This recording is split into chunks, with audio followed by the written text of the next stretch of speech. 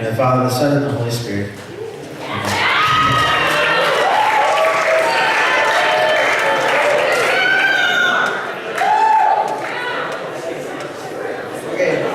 So tonight we're going to talk about the vocation of marriage, and I'm here to share a little bit about what marriage means to me.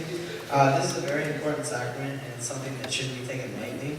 When I was studying this, I was reading in the Catechism, and there's a lot of information about marriage in there.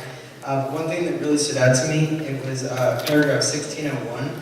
It says, "The matrimonial covenant by which a man and woman establish between themselves partnership of the whole life." To me, that basically means once you're in, there's no getting out. And I know this can be hard to commit to something for your whole life, but by watching my parents, they have a really great God-centered marriage. They always pray together, go to Mass together, and I'm glad I can witness that to understand what like a true marriage really is. I've always had the thought in my mind that someday I would get married, and here at C's, there's tons of married couples, as you can tell from the video and the people that were talking, and it's great to watch what marriage means to everybody. The main point of having a husband, as we talked about, was a husband or wife is to try to get them to heaven. And that means doing whatever is necessary to get them there. And one example between my parents is like when one of them like messes up and makes a mistake, the other tries to help them with the consequences of that. And then they like encourage them to go to confession to get back on the road to Jesus. And another thing that my dad always says is that he and my mom are one flesh. But whenever I was a kid, I was always like, "You, Dad, you're so weird." But now that I'm older, I understand what it means. Gabe kind of took my Bible verse there, but in Genesis 2:24, it says, "For this reason a man shall leave his father and mother and be joined to his wife, and they shall become one flesh." It is also later quoted by Jesus himself in Matthew 19:5.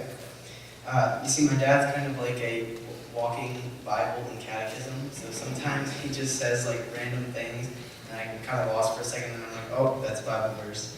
And so, back to the one flesh thing. It means when two people get married, they're joined in everything that they do.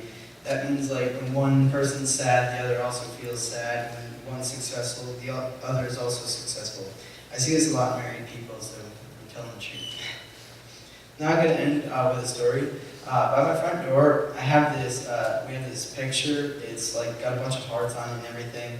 And it says, "Love is patient, love is kind, love does not envy, love does not boast, love is not proud, love is not rude, love always trusts, love always hopes, and love never fails."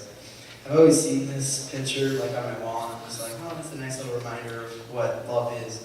But then one day I was asked to lecture at my cousin's wedding, and coincidentally enough, I got 1 Corinthians 13, and it was the same thing about love. And at that moment, it kind of hit me that it wasn't just a picture on a wall, it was God speaking to us through the Bible. And I think that Bible verse really describes marriage well. It tells us that even though times make it tough and it's a lot of hard work, love and marriage will always persevere.